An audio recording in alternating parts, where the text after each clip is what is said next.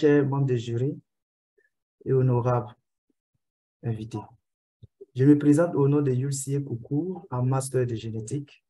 Le thème soumis à notre étude est intitulé « Identification des batteries à transmission zoonotique sur les viandes des céphalophes à Abidjan ». Le travail s'articulera autour de 5 points. Nous avons l'introduction, les méthodes, l'analyse des données, les résultats attendus et implications pour la pratique. En introduction, les zoonoses sont des maladies infectieuses qui se transmettent entre les espèces animales et l'homme, et vice-versa. De nombreuses études de 1940 à 2004 ont montré que plus de 2/3 des maladies infectieuses sont d'origine de la faune sauvage. Ces maladies infectieuses peuvent se transmettre par la consommation de viande de brousse, par les griffures ou même par des morsures de certains animaux. Et quelques pathogènes virulents potentiellement sources de la zoonose ont été détectés en Afrique, particulièrement en Côte d'Ivoire. Et en Côte d'Ivoire,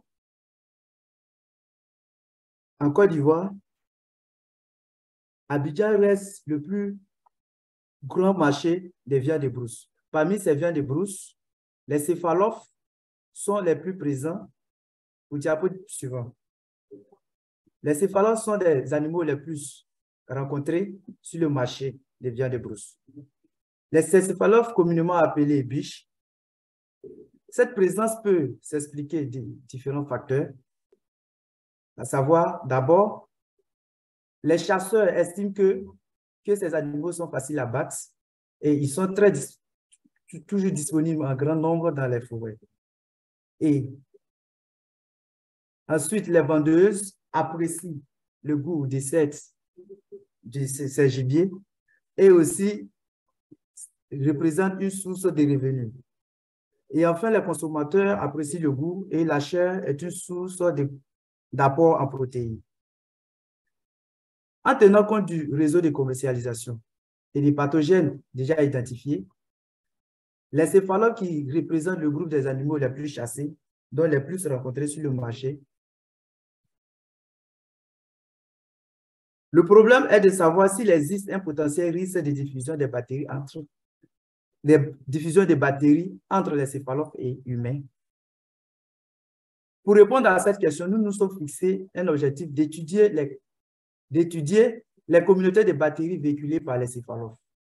Et de façon spécifique, nous nous sommes proposés d'abord d'identifier les communautés de pathogènes, ensuite de déterminer la prévalence des bactéries et enfin déterminer les espèces de céphalophes à risque. Abidjan, qui est le site de notre étude, cette ville est la capitale économique de la Côte d'Ivoire. Elle couvre une population de plus de 40% de la population nationale. Elle est constituée de 13 communes, dont 2 communes ont été ciblées pour la réalisation du travail, à savoir Abobo et Yopougon.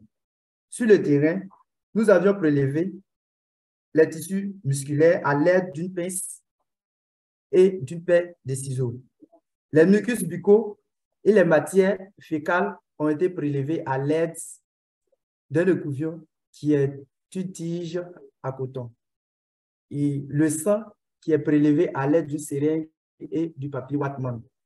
Ces échantillons, même diapo, ces échantillons ont été conservés dans un tube à Arenleiter et conservés en -80, à l'exception du sang qui a été séché sur du papier Wattmann et conservé à une température ambiante.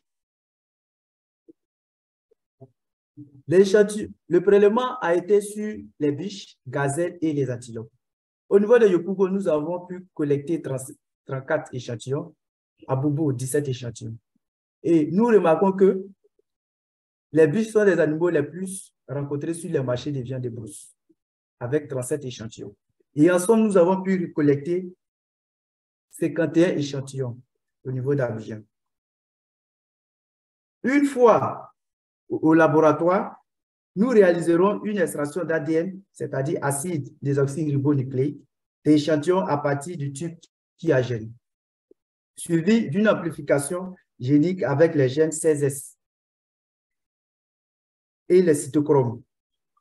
Ainsi, la visualisation des produits d'amplification. Et nous réaliserons enfin un séquençage haut débit, c'est-à-dire un séquençage de nouvelle génération qui nous permettra d'avoir les informations les plus fines du génome entier ou partiel pour des analyses des données. L'analyse des données consistera à analyser les séquences générées d'une part. Pour cela, nous allons regrouper et aligner les séquences générées selon leur niveau de similarité, suivi de la construction d'un arbre phylogénétique avec FAST-Tree. Enfin, nous allons comparer les lignées évolutives à l'aide des banques de données telles que NCBI et GenBank. D'autre part, la notion des statistiques de significativité est liée à des tests, en général sur l'échantillon.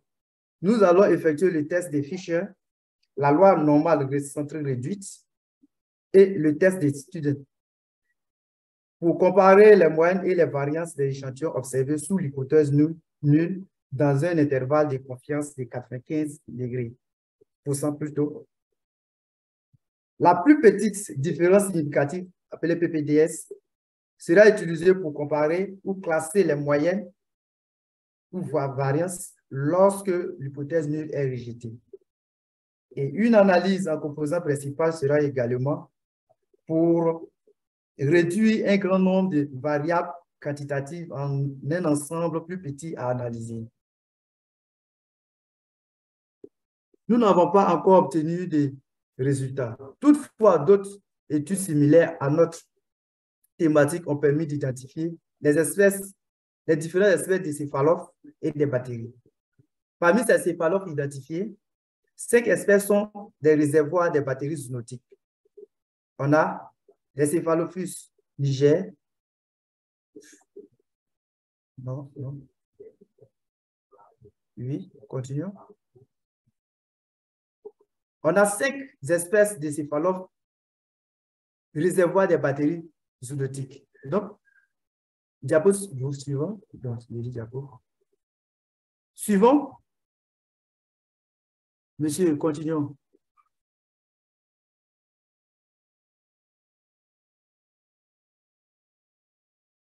Voilà. Nous avons les Cephalophus niger, Cephalophus dorsalis. Non. Je suis en train de citer les différents types d'espèces de céphalophus. Voilà, Cephalophus niger, Cephalophus dorsalis, Cephalophus sylvicultor, Cephalophus nigrifron et Philotuba maxwelli. Ces mêmes études similaires nous ont révélé 2 groupes de bactéries à transmission zoonotique, à savoir le groupe des Mycobacterium avec une prévalence de 4% et le groupe de Brucella avec une prévalence de 4,8%. Notamment, cette étude nous a révélé la construction de l'arbre phylogénétique dans un intervalle de confiance situé entre 95 à 98%. Au niveau des données statistiques, on s'attend à ce que l'analyse en composant principal nous réduit les espèces hôtes ou bactéries en 3 groupes, successivement selon leur sensibilité ou leur virulence. De façon pragmatique, d'abord, cette étude a été nécessaire pour acquérir des connaissances supplémentaires sur les étapes de l'analyse moléculaire, ensuite des espèces de céphalophes et celles des bactéries identifiées. Enfin, les maladies causées par les bactéries chez l'homme seront connues afin de prendre les mesures responsables à l'usage des biens de brousse sur les marchés. Merci, l'UFR Biosciences, à travers l'Université Félix Houphouët-Boigny, sans oublier mes sincères remerciements à RMDC Lab. Merci pour votre attention.